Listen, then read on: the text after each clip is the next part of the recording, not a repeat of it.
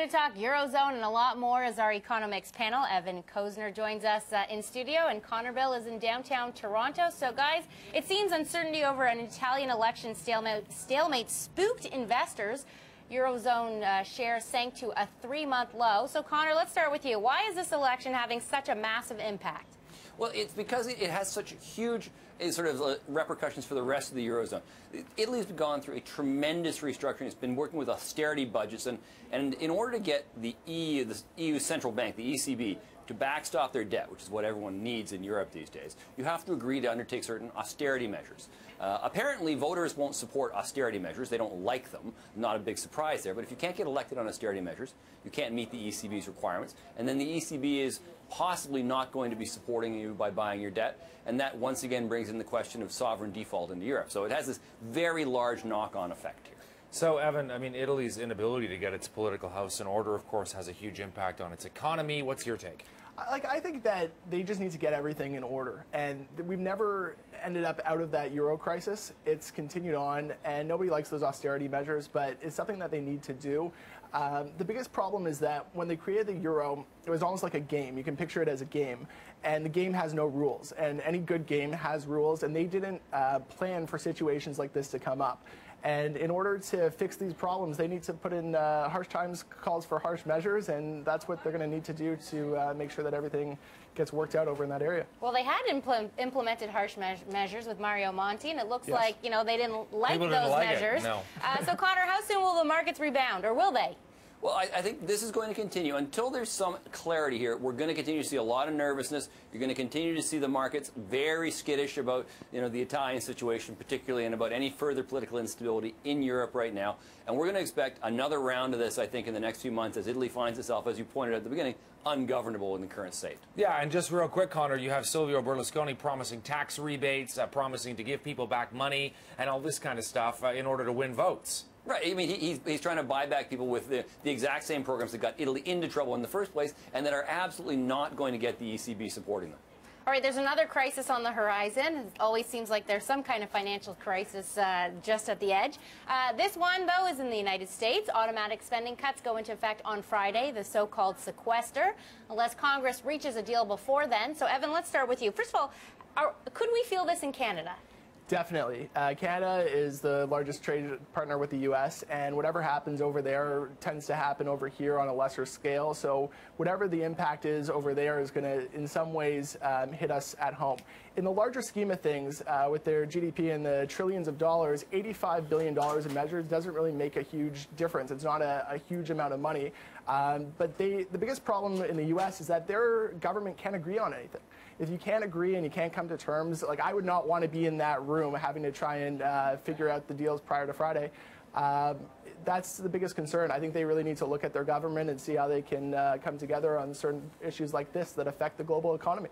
Connor, we are talking about $85 billion, and I'm curious how significant a figure that is in the larger scope of things, because there are folks in the U.S. who are saying that the White House is fear-mongering the total amount in the budget. Absolutely. It's only a small percentage point. It's a larger percentage when you look at sort of the level of discretionary spend and program spend and what they're actually planning to cut. And the cuts are really designed to make it painful for both sides here, to cut favorite programs and to make it very politically unattractive to make these cuts, which is why we're going to see things like, you know, involuntary furloughs of federal employees. So you're going to see airport screeners. So the lineup at the airport will be 2 or 3 times as long as it was before. You're going to shut down some airports. You're going to see border guards so that if you're in Canada and you're trying to do trade, it's going to be a big problem because you won't be able to get your stuff across the border as well. I want both of you to weigh in on this one. Connor, let's start with you. Realistically, though, they always seem to reach a deal right at the last minute. Do you think this is any different? What do you think? There's no chance they will reach a deal until it is several minutes past the last minute at the earliest possible time. This is gamesmanship. It is kicking the can down the road, and they will just keep doing it as long as they can. Well, they've got a precedent for it. Evan, you?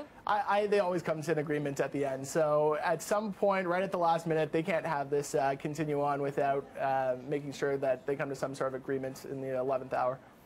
All right, we want to talk about one last thing. It's been a few weeks since we talked about BlackBerry. The smartphone maker is starting a pilot project that allows users, this is really interesting, to transfer money back and forth between them and their friends over its BBM messenger service. Evan, what's your take on this? Does it sound safe to you? Well, BlackBerry is known for great safety. My concern is that not that many people are using BBM anymore. And the worst thing that happened with BlackBerry was that as people were leaving BlackBerry and BBM, you could see every single person drop off. So first of all, they need to regain that market share, and they could try it out. People are open to different payment technologies, and now's the time. It's a bit of innovation from BlackBerry, and I think they're onto something good. If it's going to work or not, that's still up to you as a consumer at home, basically. Well, listen, they've got the BB10 or whatever it's called, the new version. So I guess they're hoping that will help things. Connor, the pilot project's being done in Indonesia. So how do you think it will fly in Canada? I don't think it'll fly in the first world at all. I think this is very much, this whole innovation is targeted at their third world market where BlackBerry remains a much stronger presence, where banking of the form that we have is not readily available, where they've been developing alternative payment mechanisms, like people are using cell phone minutes as a currency in some countries right now. So this will be very attractive. It will help shore up, it's a rear guard action. It's not going to get them a single new subscriber in the developed world where it really counts. One of the things we have noticed, Connor, is even in this country, you can use your card if it's got this near-field communication technology in it to buy things without, we were talking about this morning at the morning meeting, you put your card next to the reader and without having to enter your PIN or anything, it automatically takes money out of your checking account or out of your credit card. So it's already going on here, albeit a tweak on what BlackBerry is doing. Absolutely, and the near-field communication is going to be a much more adopted technology here. It reflects the nature of the electronic infrastructure that we have here, where cell phone networks are the most advanced communication networks there are in many of these third world countries. Here we've got some very advanced wired and wireless networks that you can piggyback on and do things like NFC that are, I think, much more easily adapted to our environment. All right, well, that's our economics panel. I want to thank Evan Kosiner here in studio and Connor Bill in our downtown Toronto studio. Thanks so much. Thank you. Pleasure.